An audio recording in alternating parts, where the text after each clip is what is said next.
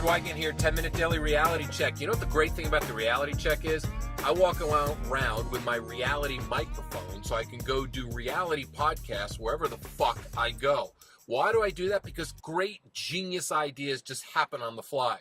You know, there are people who do podcasts and videos and they sit there and they script it in their house and they overanalyze the whole thing. Then they write it out. Then they overthink about it. Me, I'm just kind of driving and moving and shaking and grooving. And you know what? The ideas just keep flowing. So I'm sitting here in the Air One parking lot. That's right. Meeting my friend Tripp from Tripp Advice. You know Tripp Advice, man. Tripp fucking Tripp. Kramer. Is it Tripp? Do we do Tripp Kramer? It's not Madonna or do they anymore. all just do? Is it just Tripp? No, it's Tripp Kramer now. The full name. It is the full name. It's out there. Shit, I didn't think the full name was out there. You notice how I stuttered on that, right? Yeah. I was like, it's Tripp, and I was because I didn't want to do that because I didn't want to overexpose. No, so that's it. Tripp Kramer from TrippAdvice.com. Perfect, man. That's so simple. All right, we're going to talk about something that we both have a kind of love-hate for. And the great thing about the reality podcast is that every day we take a look at social issues that are haunting people. One of the things that haunts me every single day is Instagram. I mean, seriously.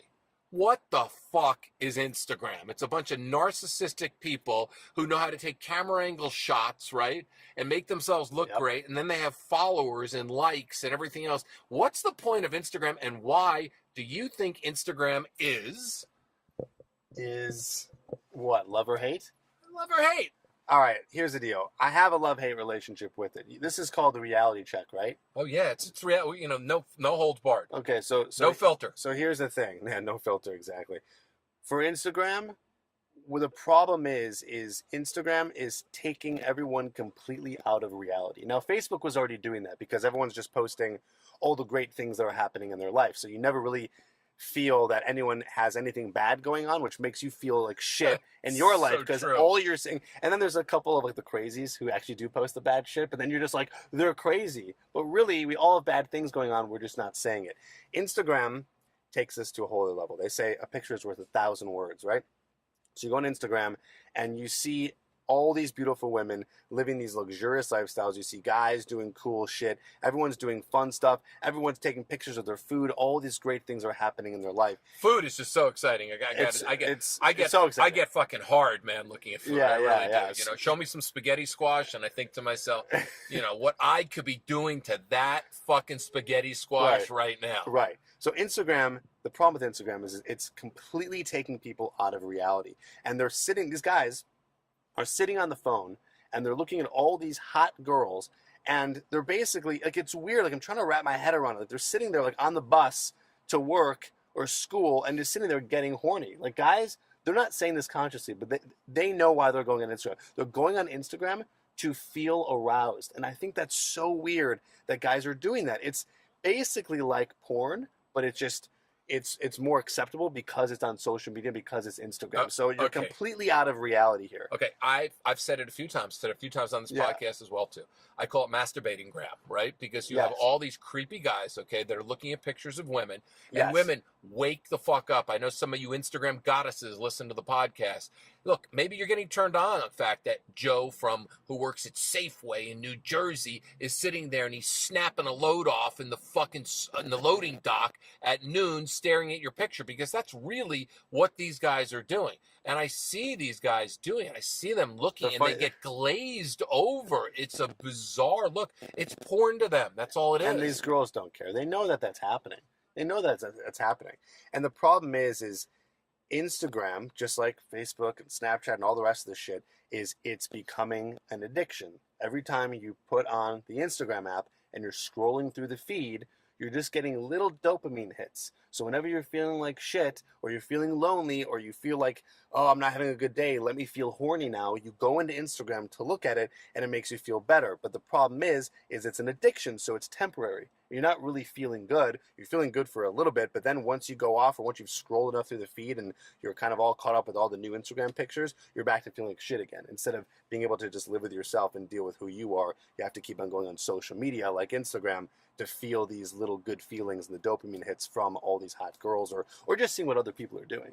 It's interesting because women do the exact same thing. Okay, women go and they take a look at what other people are doing on Instagram. It's the same thing. They get the dopamine hit, and then they get the insecure hit as well. Yes. Because they see these other women in better shape than them, or they post something more exciting. And it feels like, to me, it's a giant high school in virtual reality, and literally people are competing for popularity contests. Right. How many likes do you get? And like, let's be honest, all you Instagram junkies out there, how many times a day do you check and see the likes? And then you go and you see who checked you. You see who's actually stalking you.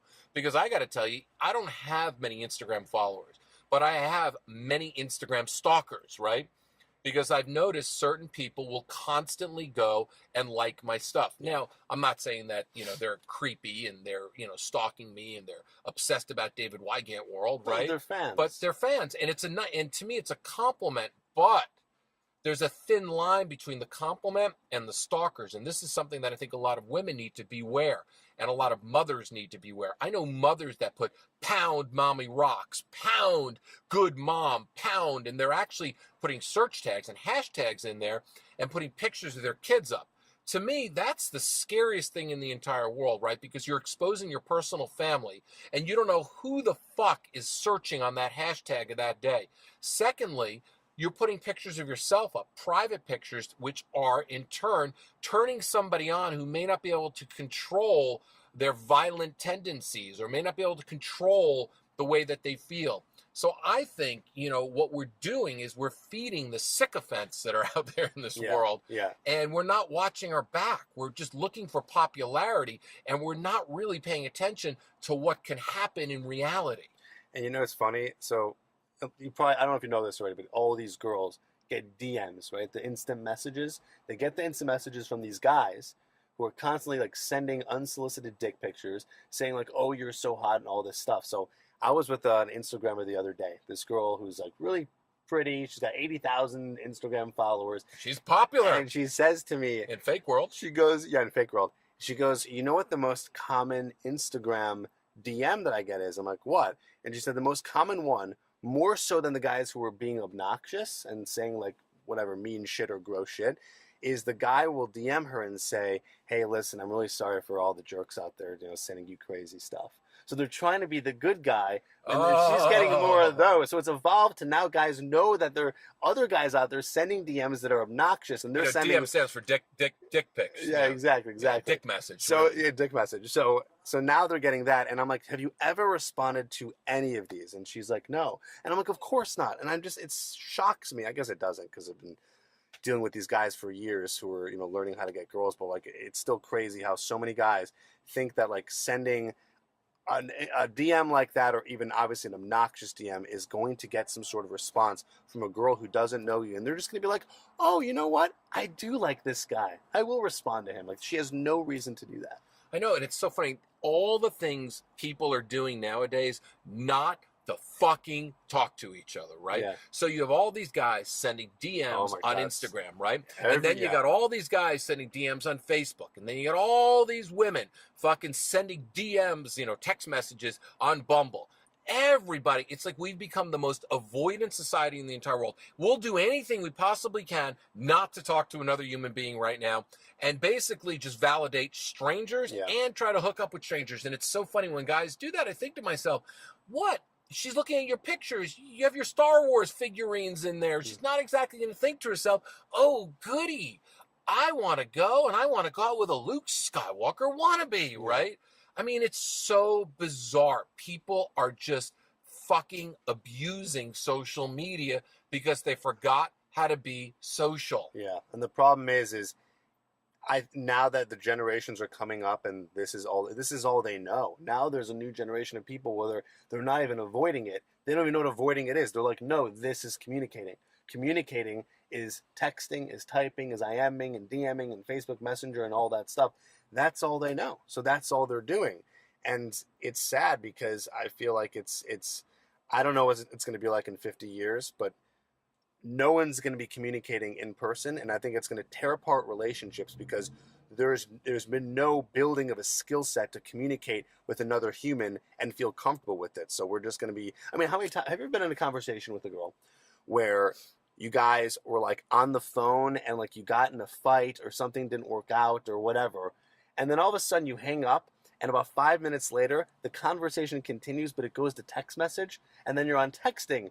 I know this has happened to every single For person. 6 more hours. Yeah, and it's like, okay, so now we can text, and now we can say the things that are really on our minds because we don't have to deal with that pressure of the person reacting to you right there and then. You know, it's funny. The new generation after the millennials is called the Instagram-eals. Yeah. You know, that's what they are. They really are. They don't. I'm done. I mean, at this point in my life, I can't fucking handle all the social media people, you know, and the fact of the matter is people say, I need it so then we can grow our business, right? Yeah. And like, here we are, we're growing our business and we're doing it for what we think are the right reasons, right? We're not doing it because we believe that we want to be, famous. I mean, the fact of the matter is I see people all the time that are just doing it for validation.